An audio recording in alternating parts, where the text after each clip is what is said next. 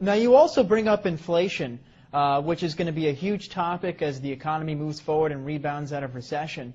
What can investors do to protect themselves from inflation? Well, I think to protect yourself from inflation, you should do what the Chinese are doing. Because the U.S., Bernanke and those boys are printing trillions of dollars and not telling us about it. I mean, I think it was Bloomberg that just sued the Fed for, you got to open up your books. They're printing all of this money. You should do what the Chinese are doing. The Chinese are buying commodities. They're buying copper, oil, gold, silver, land. They just did that huge Canadian tar sands deal up in Canada. So that's all I've ever done. If you look at my investment portfolio, I started investing in oil in 1966, real estate in 1973, and I have my own gold mine and my own silver mine. So if you're afraid of inflation, which you should be, I would think silver is the #1 investment today. Silver is a smoking deal. And silver at about $15, $16, $20 an ounce, average Joe can do it. You just cut out your Starbucks for a while and go buy some silver. You're in the game. Silver is one of the biggest things against inflation you'll ever see. Great investment. Are you personally buying silver? Absolutely. I mean, I've been buying it for years, so I just love silver. But I was buying it at $3 an ounce. Today it's about $15. The reason I like silver is this. #1, gold is hoarded. It's just stuffed away. It has no value to it. Silver is an industrial commodity. It means it's used in cell phones, cameras, computers. It's used everywhere.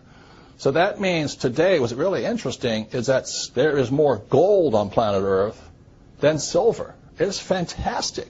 And back when, 1 year ago, I think silver was 50 times less expensive than gold. In other words, for 1 ounce of gold, I could buy 50 ounces of silver. Today, 1 ounce of gold will buy 70 ounces of silver, which means silver is a bargain today. Now, with all the government expansion, inflation looming, taxes running higher, would you say Obama's running the country like a rich dad or a poor dad? Obama? The guys who run the country, I write about this in a book called Conspiracy of the Rich. The people that run the country are Goldman Sachs. Come on, give me a break. And the guys that control Goldman Sachs. It's run by the international banking cartels of the world. The Federal Reserve Bank is not a bank. It is owned by the richest European and some Saudi money in the world. And the Federal Reserve Bank is the one that has caused this crisis. The Federal Reserve Bank was created in 1913. In 1944, there was a Bretton Woods Agreement. 1971, Nixon took the world off the gold standard. And after that, the Federal Reserve Bank controlled the world. And they could flood the world with fiat money. I mean, currency, that's paper. That's all it is. And throughout history, any time a nation has gone to fiat currency, in other words, government-sponsored money, the money has absolutely gone to zero.